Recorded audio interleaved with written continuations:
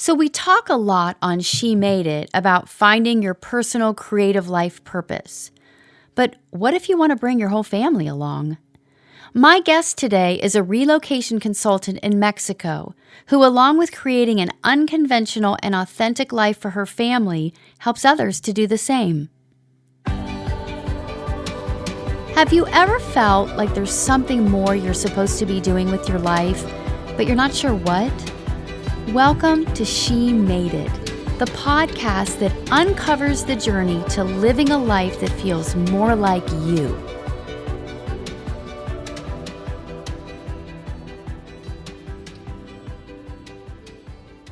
So, Clara, this episode is going to be so interesting for our listeners. It's a little different than my typical guest because we often talk about an individual pursuit. And Katie, who you're going to hear more from, has this incredible way of bringing her family along with her own life purpose. Right. Like, it's not like she made a pivot separate from them. They're really part of it, too.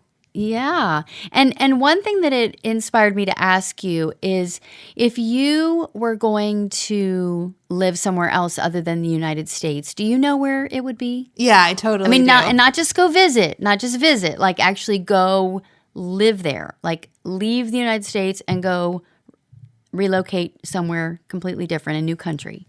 It would definitely be England, probably London, although I also love the English countryside. But when I was there for a summer in college, it just felt so right. And I still, whenever I watch movies that take place in London, I'm just like, oh, I need to go back.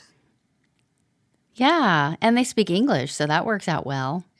It really, really does. It's very convenient for me. What about you? Is there a spot that just feels like you're home away from home? San Diego. Which does feel like a foreign country from Ohio. Oh, that's so true. And it's only 30 minutes. Yeah, agree. It's only 30 minutes from Mexico. In fact, that's where Katie is from. And I met Katie through a visit to San Diego. Katie O'Grady is a middle school teacher turned relocation consultant. She's also an internationally acclaimed writer based in central Mexico. Katie is a native of Southern California, but she and her husband and their now 16-year-old twins immigrated to Mexico in 2012. Katie has turned this unconventional lifestyle into now helping other families to map out their own move to Mexico. So welcome to this episode of She Made It. Today, my guest, Katie O'Grady. I just would love to say hi, Katie. Welcome. I'm so happy you're here. Hi, Elle. Thank you so much for having me. I'm happy to be here as well. Yeah, and I know we're going to get really deep into this, but because I always start by asking guests, where are you today? Well, I'm currently in San Miguel de Allende, Guanajuato, which is in central Mexico. And prior to that, we were in the Puerto Vallarta area, but we moved back to central Mexico beginning of August because COVID kind of rerouted our previous plans, which was to move to southern Spain. Yeah. We've kind of bounced around. When we first arrived Mexico back in 2012, we were coastal in a little jungle beach town called San Pancho, Nayarit, and we were there for a couple of years, and then we moved to San Miguel de Allende for about 3 years, and then we moved back to the coast for 4 years, and then that brings us up to where we are now, back to San Miguel de Allende, because we thought, okay, Spain is off the trajectory for right now. So what's our plan B or our backup plan? And we thought, well, let's go back to central Mexico where we have connections and community and familiarity. Not to mention that it's gorgeous here. I don't know if you've ever been to this part of the world, but definitely worth coming to explore when you're able to. Yeah, I've done the coast things, all the touristy places, the Cancuns and the Cabo San Lucas and the Puerto Vallarta, but not central. Well, San Miguel is also very expat and tourist friendly, but one of its many beautiful features that it's combined with a national working community. So it's a real Mexican town with some of the expat amenities that one might want to find. So it's a nice blending of the two cultures and the two worlds where, especially if you're bilingual, which my family is, it's beautiful to be able to kind of ebb and flow in between those two worlds, all within one community. And it's a walking town. So ever since we moved back here in August, I think we've used our car like twice, and that was to go to Querétaro, which is a major city about an hour away from us. But for everyday activities, shopping, running errands, bank, you name it, we do it on foot, which is just wonderful. Yeah. So I know we sort of shared in the introduction what you do. You're a relocation consultant, an incredible writer. But what I'd love to go to is the very, very beginning. You were in Southern California. You were a middle school teacher, and you had two little kids, twins, 7 or 8 years old. What the heck motivated you and inspired you to, I mean, because Southern California, La Jolla area is gorgeous. San Diego is beautiful. What inspired you to make such a bold move? And you mentioned expat. You might want to kind of explain to what that term means for people. Sure. Okay, let me start with the first question about how and why we did what we did, and I will blend the definition of expat in there, although I'm sure Wikipedia has a better one than I do. But so yeah, I'm from Southern California, from La Jolla, and my husband is from the Camarillo Ventura area, and I was teaching middle school Spanish, actually kindergarten through 12th, but my main gig was middle school. And my husband, Frank, was firefighting in East County. And we brought these two little blessings, Mairead and Liam, our redheaded twins, into the world. And I actually took a very early leave of absence to homeschool them when they were around 4 or 5, because my son was having some health issues that prohibited him or his twin sister from being in a group environment where the common cold would turn into an emergency room visit for us, like literally within 24 hours. So, I did not know that. Yeah. There's That's a big hard. backstory to that. It was very hard, especially, with a school teacher's schedule and bringing a lot of my work home. And then my husband's schedule at the time, who, a regular shift for a firefighter, at least in Southern California, perhaps other districts or states have their own unique, but a typical schedule was where he'd be gone for 24 hours, home for 24 hours. But if there was a need to pick up overtime, which there often was to support a lifestyle in Southern California, he would be gone for 3 to 6 days at a time. Or if there was a fire, which there often are in Southern California in the months of September and October, he would be gone for weeks at a time. So Wow.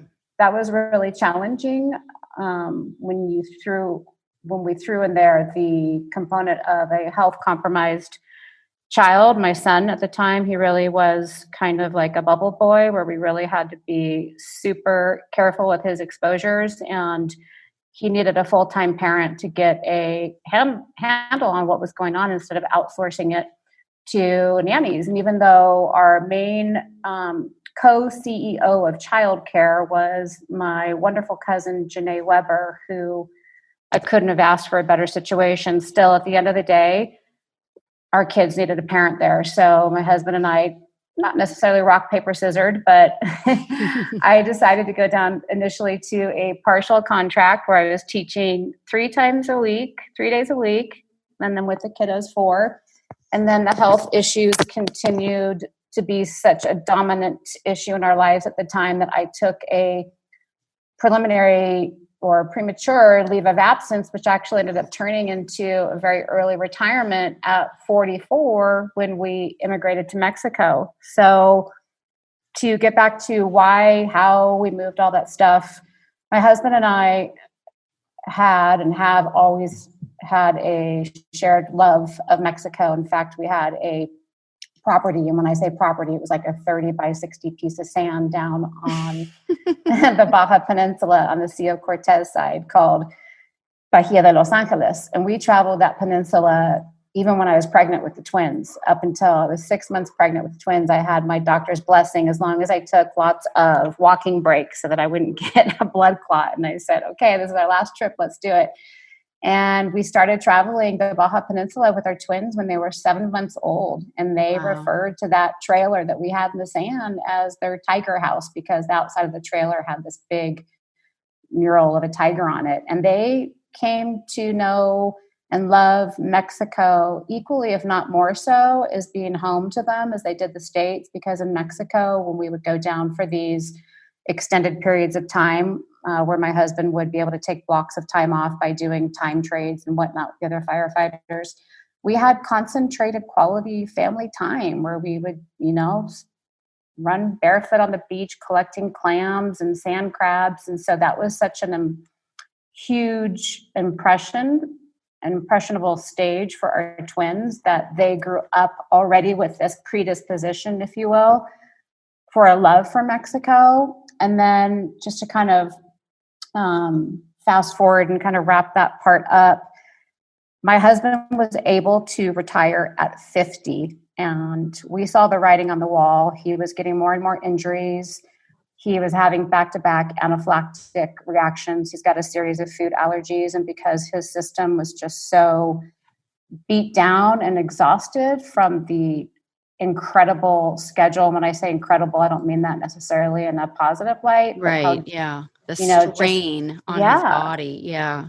The strain, the lack of sleep, the exposures to all the chemicals and whatnot. And twins. Yeah, exactly.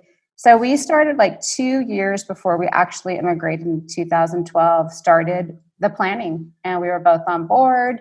Our kids were still at an age, they were 8 when we made the move, where we knew that if we were going to do this move, to do it when they were 8 versus waiting till they were preteens would be a lot easier for us as a family. And in that process, I mean, that's a big change. Were you going through, okay, what are we giving up? What might we be losing? Or were you so clear that this was the right choice? This was the right step? That's a great question, Elle. We were super clear. The only part that to this day, 8 years into this adventure, that still is difficult or brings me sadness is the distance from the family and friends that we want to and elect to spend time around. Mm-hmm. So really what that gets down to at this stage in my life, and I'm turning 52 this month and my husband's 58. So Mairead and Liam's only last living grandparent is my mom. And my mom and I are super close, very close. She's, one of my absolute best friends. I admire her so much. And she was very involved physically, meaning coming over to our house, every day, if not several times a week, especially when Frank would be on fires. So that was absolutely, hands down, the most difficult part of the move. Mm-hmm. Fortunately, with, pre-COVID, we were each visiting each other twice a year, where she would come to Mexico or the kids and I would go fly to visit her. And, there's Zoom and WhatsApp and all these things that help us keep in touch nowadays that previously were not available. So we try to look at the glass, half full. But in terms of the actual process of downsizing, no, it felt really, oh gosh, I was going to say enlightening, but very it just felt good to downsize, to toss, to donate, to gift. The first few years, we had a lot of our items in storage that each trip back, we would downsize some more until about 3 years into the immigration, we completely emptied our storage and turned in the keys and, felt even freer than we did before. I mean, immigrating to another country can really help you define what things you do and don't need. And in hindsight, even though we did massive downsizes over that 2-year period, we still traveled with too much. I have a hilarious picture on my blog of the day that Frank left, and he drove my little Isuzu 2001 Isuzu Rodeo with our 14-foot aluminum boat behind, every Lego known to mankind, Mairead and Liam's organic mattresses, a TV, bicycles.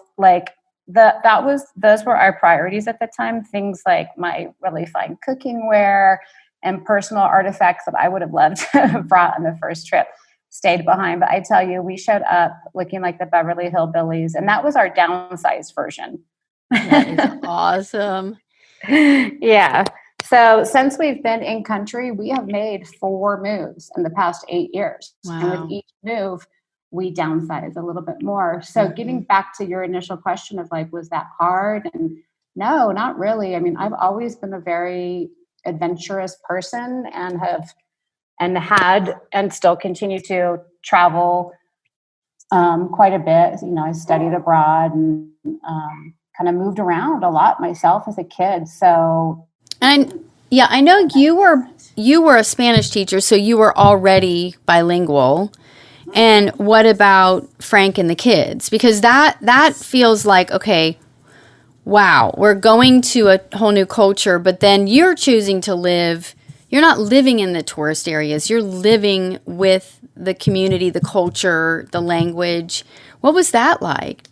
exactly. We moved to Mexico to assimilate into a Mexican life, we didn't move to Mexico to live an expat gringo life. Yes, of course, there's some parts of our lives that are expatty, but again, like going back to the beginning of our conversation, there is this beautiful blending of the two. But as to the language component, so yes, as a language teacher and having been born and raised in San Diego, which is just a half an hour away from the Tijuana San Diego border crossing, I grew up fully bilingual, bicultural. And so when Raid and Liam were born, even in utero, I would speak to them in Spanish, just simple stuff, like colors and songs and, commands, meaning like bring me this or don't do that.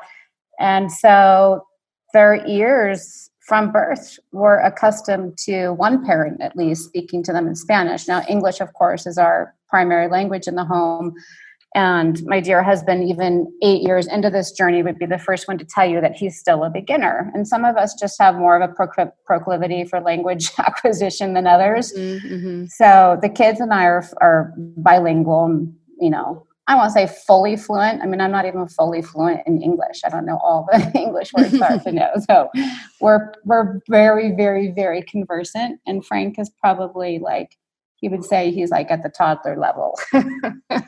But still, having been there 8 years, that doesn't feel like does he feel like it's a barrier, or does he still feel like he does okay?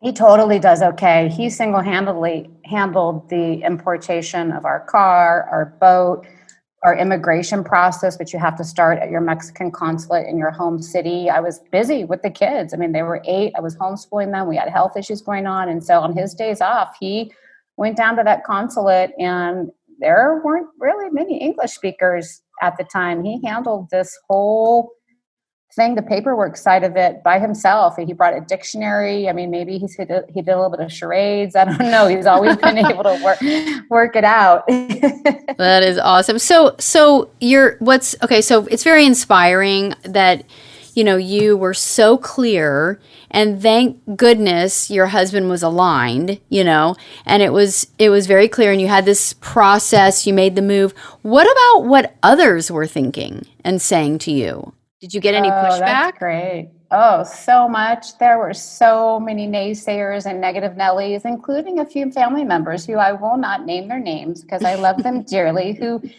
several years into our journey adventure were no longer the naysayers and were envious, and when can we come visit? Sure. Well, it sounds amazing when you talk about downsizing, simplifying, and currently now with all that's going on in 2020, even more the desire to escape.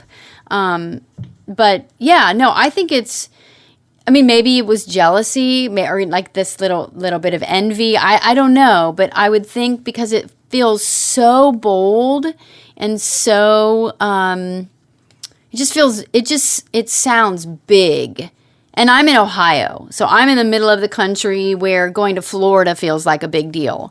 So it could be that, but I just, yeah. So how did you deal with what other people were saying? Or no, that's a really interesting point that you just shared because, taking into account that I was raised half an hour away from the Mexican border, obviously influenced my comfort level with moving to Mexico. Maybe it would have felt more bold to me, like if I'd moved to, I don't know, Vietnam or Singapore or even Australia where English is spoken. But for me, Mexico just felt like home.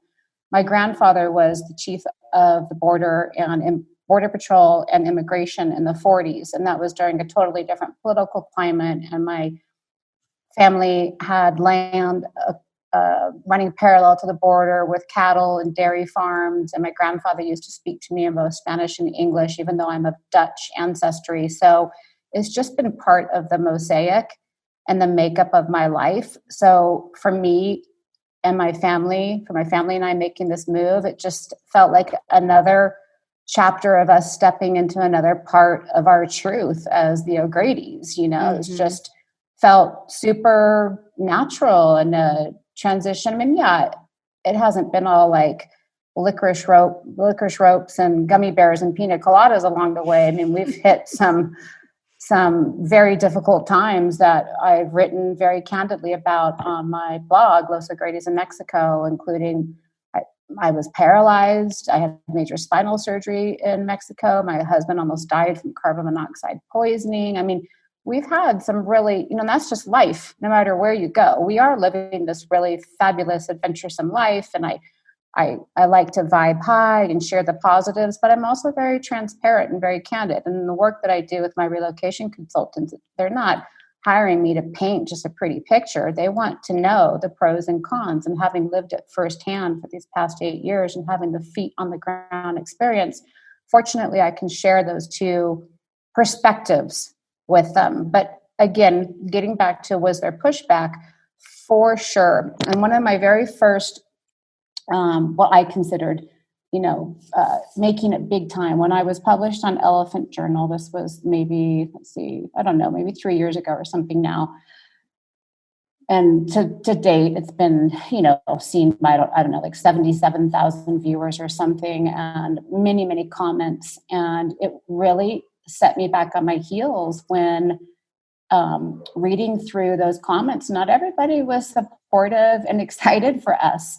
And I'm happy for that experience, because I'll tell you what, as an author, a writer, somebody, sort of in the public eye of this expat, bilingual, bicultural, cross-border world that we live, it really helped me to develop perhaps a necessary thicker skin than I had before. Because I'll be the first to admit, I'm a very HSP, highly sensitive person. Mm-hmm, mm-hmm.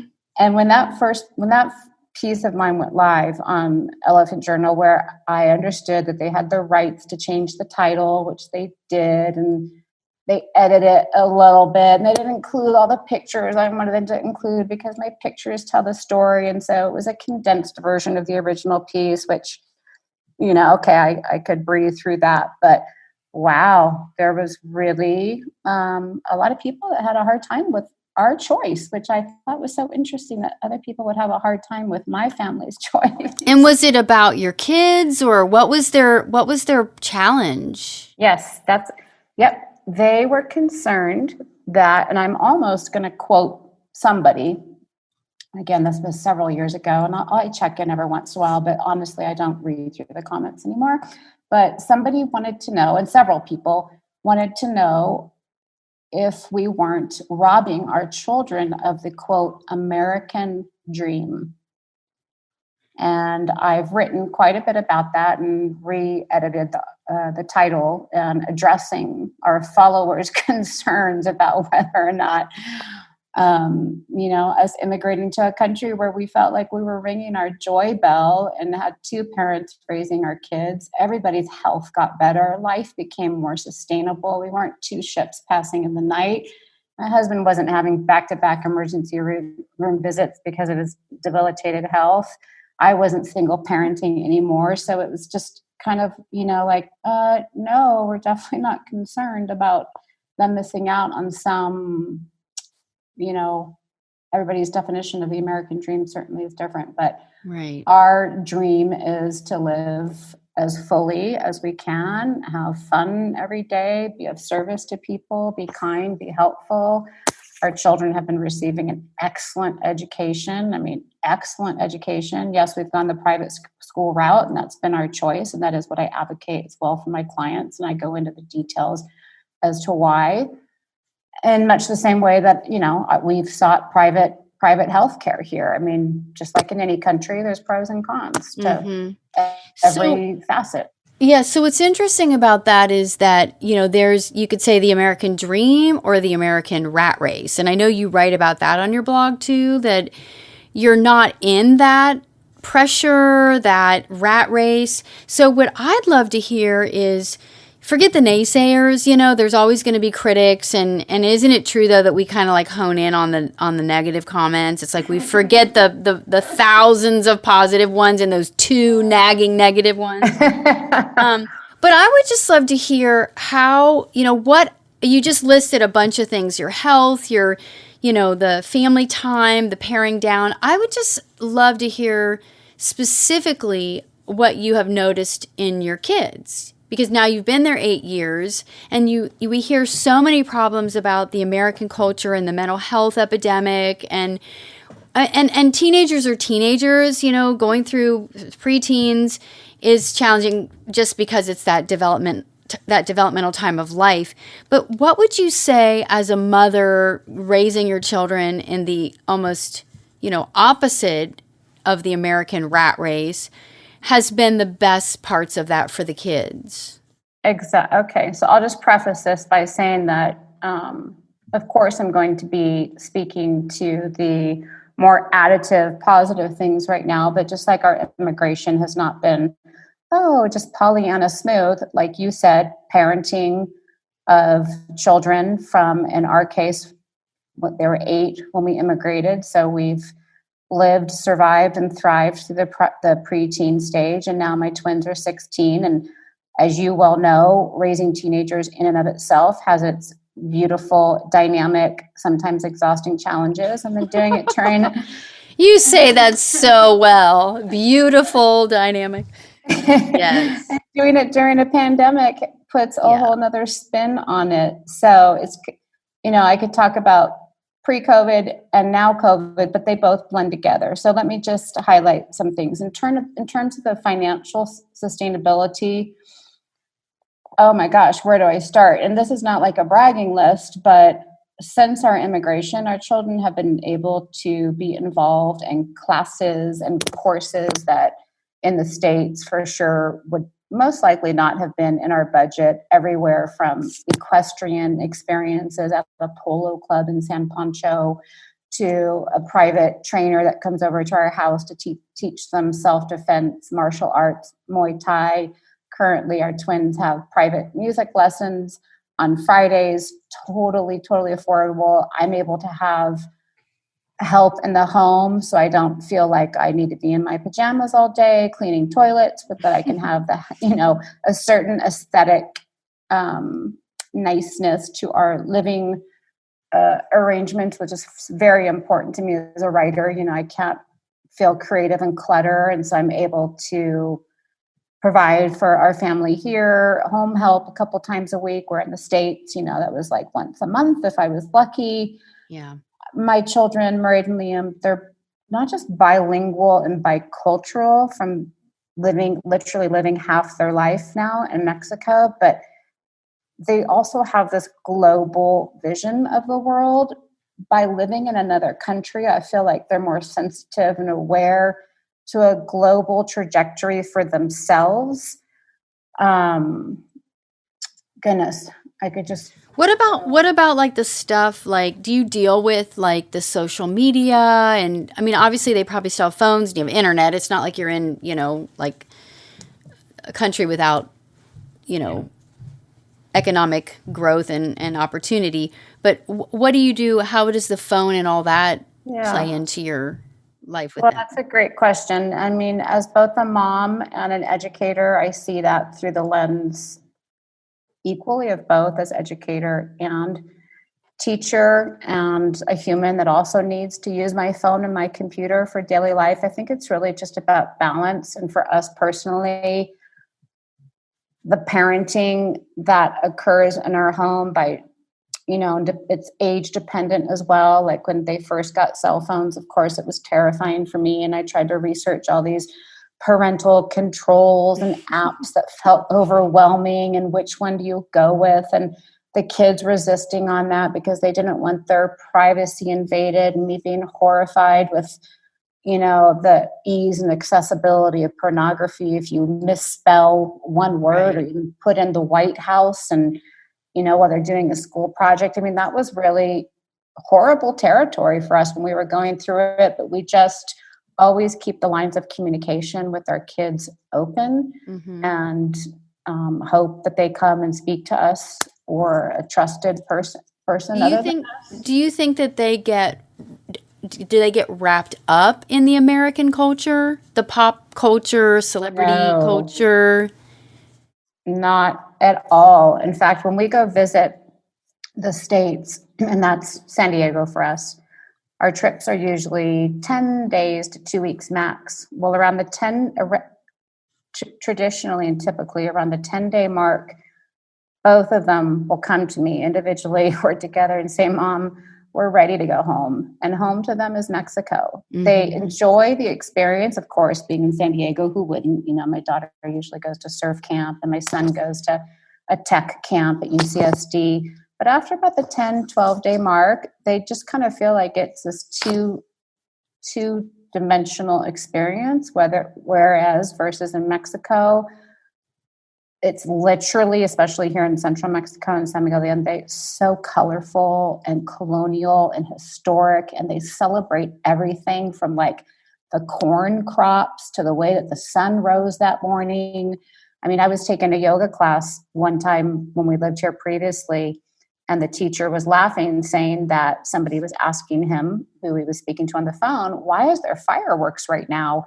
And his answer was, well, it's Wednesday at noon. I mean, there's always some type of celebration going on. There's such a reverence for their culture and their history. And that to us, and when I say us, let me focus on my children because that's what your question was. I think that in so many words, without using my exact words, that if you were to speak to them, that they would express that to you with their own, socio-emotional development that they have right now, that it just is not, they don't identify it with it as much. In fact, I just had this conversation with another expat mama friend of mine who's been raising her son, who's now 18 or 19. He's taking a gap year. He was supposed to go to university in the Netherlands. And she was trying to check in with where we're at on our academic trajectory, because Mairead and Liam have always gone to the Mexican schools here. And she's like, well, your kids are just really more Mexican, right? Like you want them to finish high school within the Mexican system, which is called SEP, S-E-P, Secretario de Educación Pública. Don't worry about that. Don't need to define that right now. But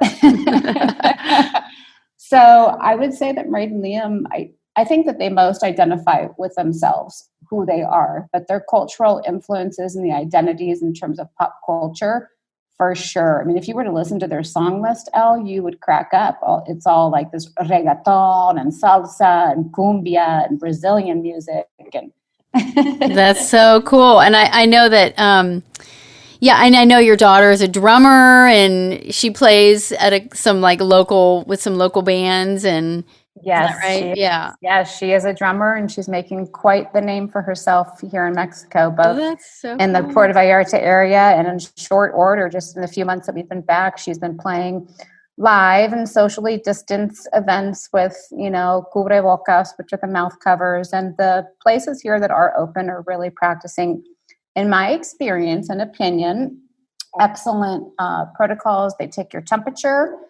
They write down your contact information, your name, your number, your email. They give you hand gel. You have to wipe your feet off on this little disinfectant map. And once you pass all those, you have the green light to go in. So she's still able to enjoy that very important part of her life. And she's, the sky's the limit for her. She's quite talented, and I'm super happy for her that she has that.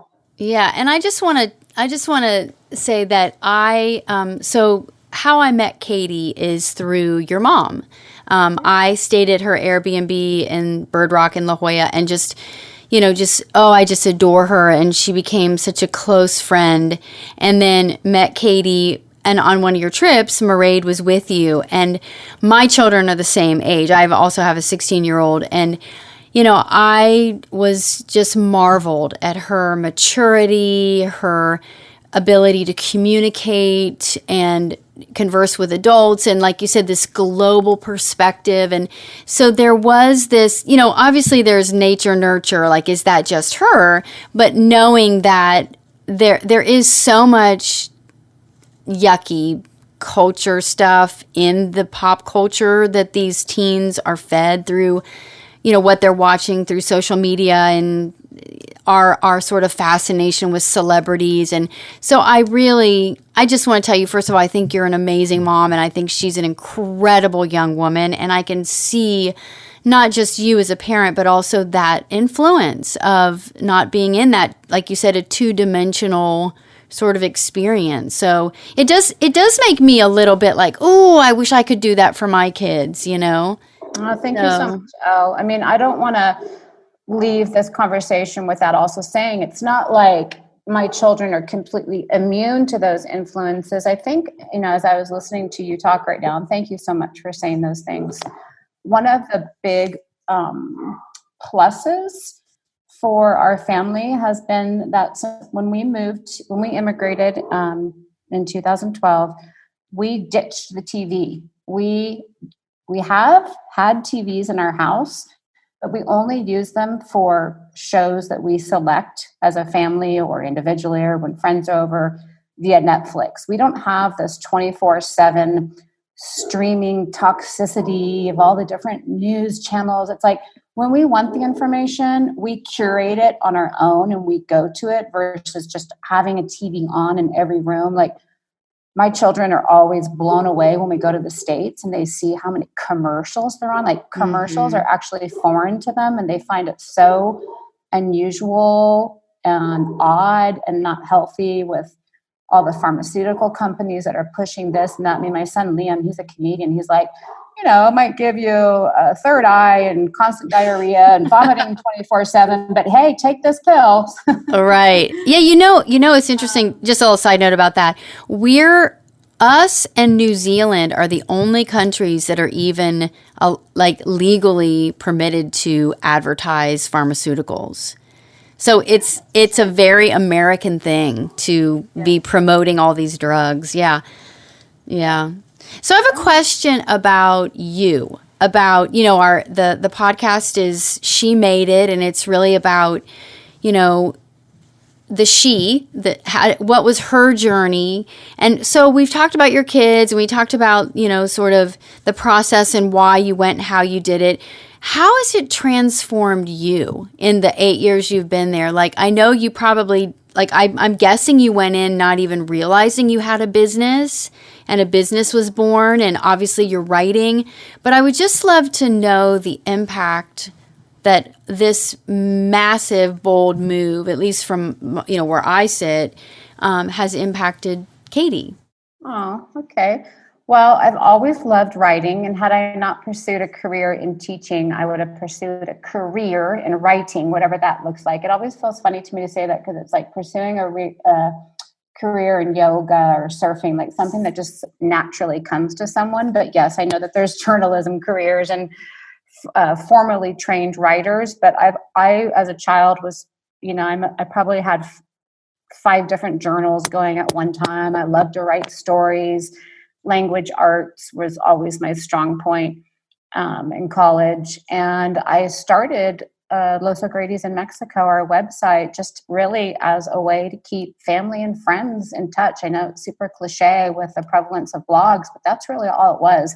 And at the time where we were living in San Pancho, this little tiny jungle community with very, very poor internet connectivity, nothing like fiber optics. I mean, it would take us like 4 days to watch a Netflix show. So you can imagine.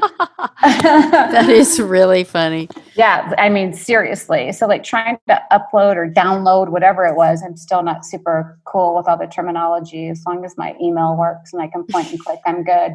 But it was really frustrating, because I was like, oh, this is cool. I can like add my journal entries. Oh, let me pull that picture in there. And I was like, oh, wow, I have 12 followers. And then those 12 followers just kept growing, and I started on some super basic platform like Blogger. And then I took some courses and I switched to WordPress. And so the long and short of that is through a lot of blood, sweat, tears, self-education, grit, and gumption.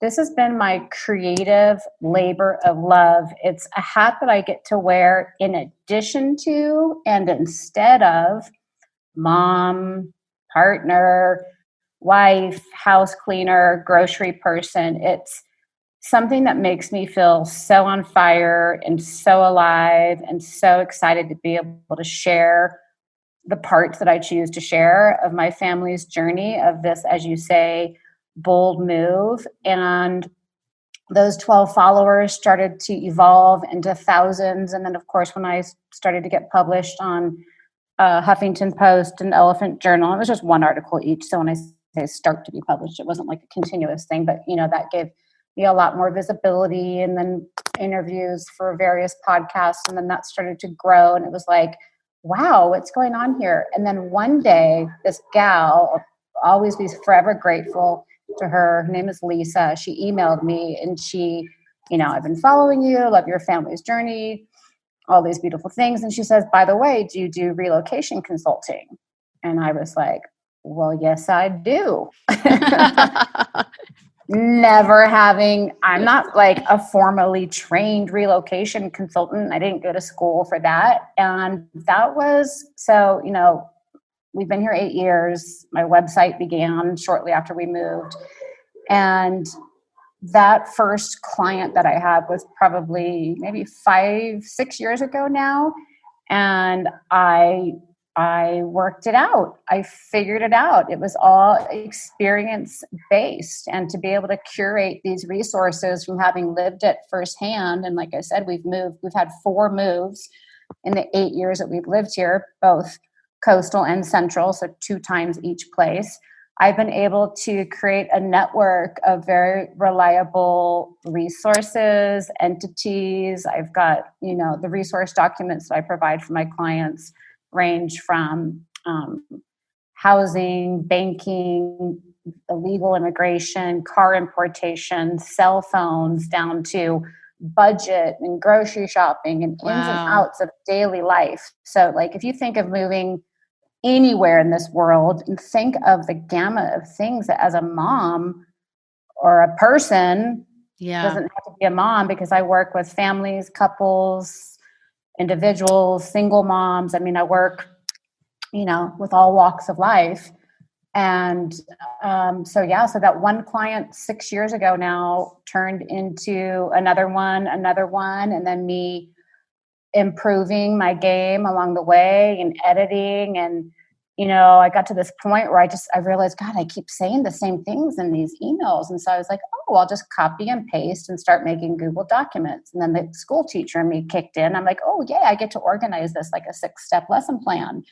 And I've got my, my bold and my italic and my spaces. And, and so I love it. It's, like I said, it helps me get out of that kind of schlep stage that we moms can easily fall into when we're putting everybody else first. And I'm that kind of a person where I put everybody else first often, and my business brings me back to me. Yeah, and I love how you said that it started by following your delight. Following what you love writing, sharing what you love, your family and your experience, and that it just brought you such joy and passion, and then it naturally grew on its own. And then I love that you said yes to the ask. Lisa showed up and you just said yes. And exactly. Yeah, and the importance of, the growing that you continue to do, the iterating to the next thing. And then before we started our recorded conversation, you were saying that now in particular, because we've got such a unique year, 2020, for so many reasons, and in the United States, so many more reasons, and that your business has grown exponentially because people are seeing the possibilities of not being in the United States. I mean, I love America. I love America. I'm not, I don't want to bash the country, but we are going through a really, really rough time. I love the United States too. I'm a United States citizen. My children and my husband are. We travel back and forth when we can. And people are looking for another way to reinvent and recreate their lives. And now, because people are working from home and people are much more location independent than they ever were, and because of a lot of turmoil that has been and is still going on, my business has easily tripled. I would say on average, prior to current times, I would average like working with maybe 5 families a month at any given time. And now I'm working with like 15 families at any given time. Wow. Which there's lots of moving parts and pieces to that, because these families that come to me, some of them are a family of 6 or a family of 4, and everybody's situation is different. And I really enjoy giving that customized, personalized, like concierge boutique level of one-on-one assistance. And not only am I a one-woman show and have not literally had the manpower or resources in terms of the desire behind the resources to like mastermind what I do. Like, I don't want to outsource it. I like to have the creative touch and hand, because everybody's situation is different. And I don't want it just to be like click on this link and you're set to go. No, I really get to know my clients. And I'd say 95% of my clients end up turning into dear friends, which is a win-win. I mean, it's very personal work that I do. Some of these people are, I'm, of course, keeping complete anonymity, but some of these people are wanting to leave the States for political reasons, for religious reasons, for economical reasons. And prior to, I'd say 4 months ago, majority of my clients were coming from the states of California, Oregon, New York, a couple from the UK, a few from Canada. But now I'm getting clients from Arkansas, Louisiana, Michigan, Santa Fe, Mexico. Let me think where else.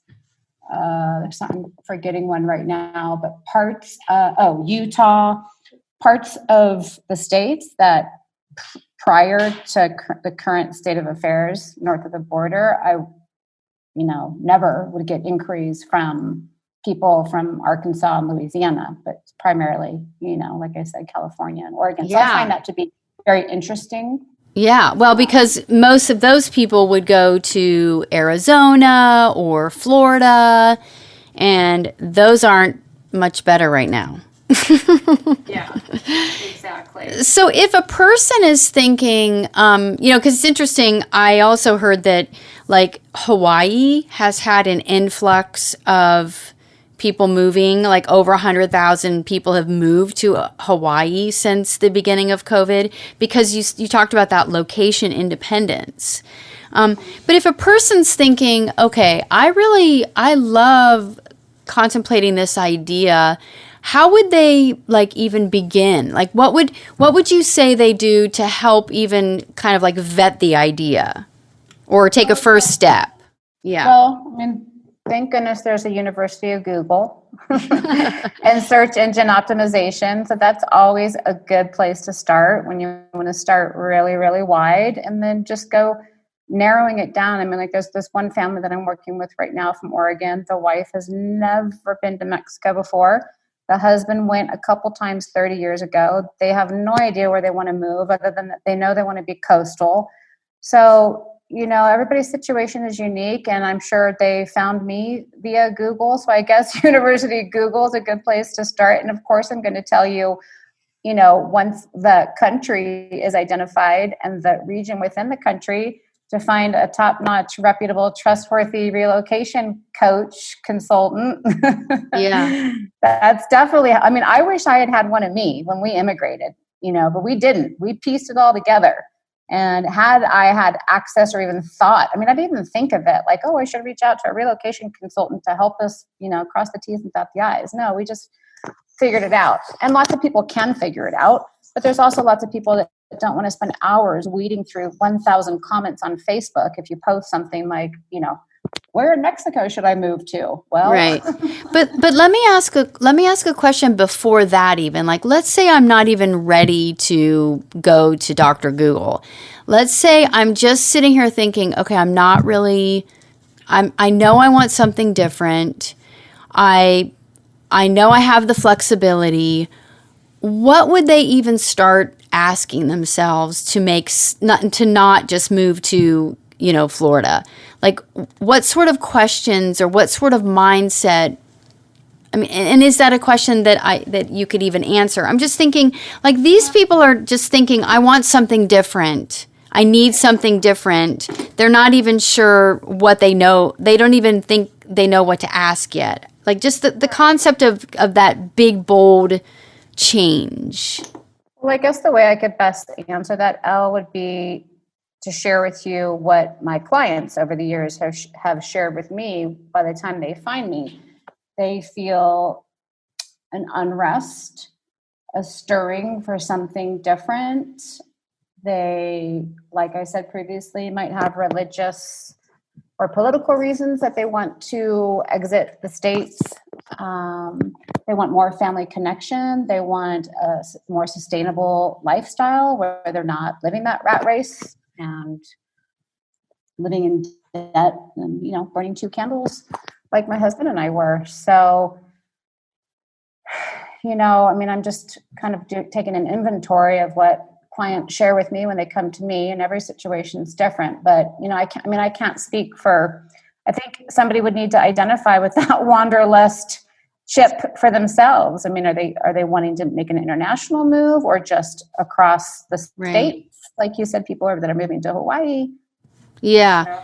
I just think the conversation that we're having is just so valuable to open up. Like, you don't have to go to South Carolina. You don't have to go, there's so, like, your kids have this global perspective. It's not impossible to go live in another country. I think we do think that sometimes. See, like, that is so interesting to me to hear you say that, because hearing you say that comes as a surprise to me, because that is so not my mindset. So that's so interesting for me. Like, when we're done, we're going to be seeing our children through their high school years here in San Miguel. They're going to an IB school, which will open them up to European options. And Spain is still on our trajectory. We are planning on moving to Spain as a family, if we can, depending on what happens with the world, when Murray and Liam graduate from, it's called prepa, which is the same as high school here. So, like, you know what I mean? Like, everybody's landscape is just so different and so interesting. Yeah, no, people here have a hard time moving out of their own state.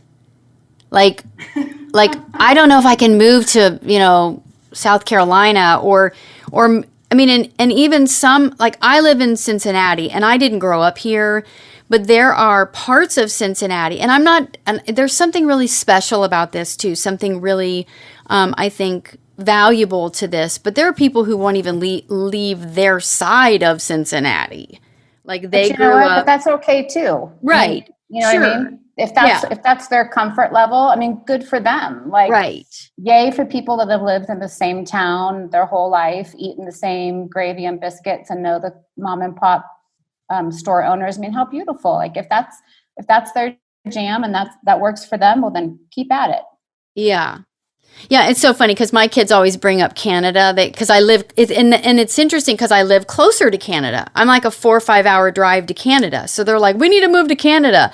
And I don't like the cold. So I wish, if we lived closer to Mexico, maybe we'd say, hey, we should move to Mexico. Mm-hmm. Yeah. Anyway, so as we wrap up, what I'd love to do is I'd love to be able to share the place people can find you, because I'm sure this is sparking curiosity and some interest. So I would love for them to know how to find you. Thanks, Elle. So I think the best place for me to guide people to would be to go to my website, which is called Los, and I'll spell it out, Los O'Grady's in Mexico. So it's a play on words. I incorporated a little Spanish definite particle. Los means the. So the spelling of that is L-O-S, Los. And then our last name, O'Grady's, O''Gradys. And then the rest is all in English, in Mexico, Los O'Grady's in Mexico. And I have all my social media handles on there and information about how to contact me and more detailed information about my relocation services that I do offer. Awesome. Oh, it's been so fun. And I just love how we started with the perspective for you is that it was so natural and so easy and so like not this out of the box choice. And for me, it seems really big and bold. And I just love how you so broke it down to be just a natural extension of who you are, stepping into a more authentic version of you and your family, and that not that it wasn't easy, but that there are people like you that make it possible for people like me, that it feels so different and so big. So thank you. Oh, thank you for sharing that with me. That's really lovely to hear. Thank you.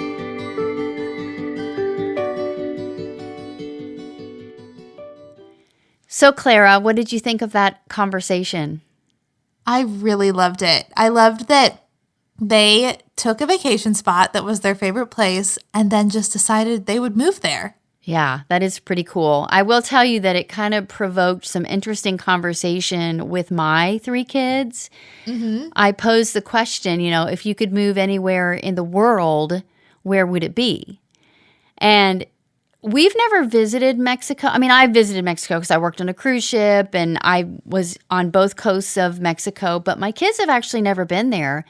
So we talked a little bit about Mexico and the stereotypes that we have of Mexico and that it's really not like that. But their first on the list definitely was the island of Anguilla.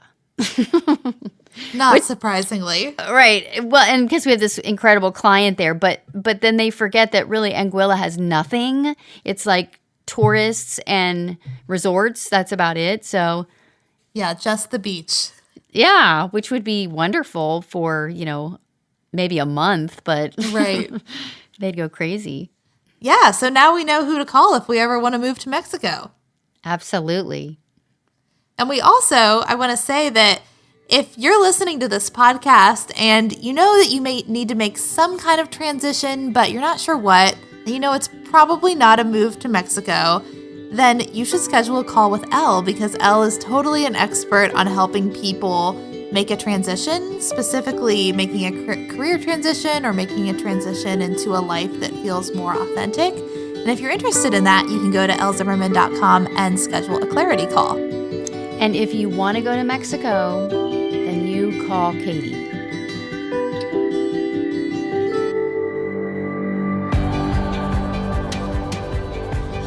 Thanks for joining us for this episode of She Made It. Have a great day.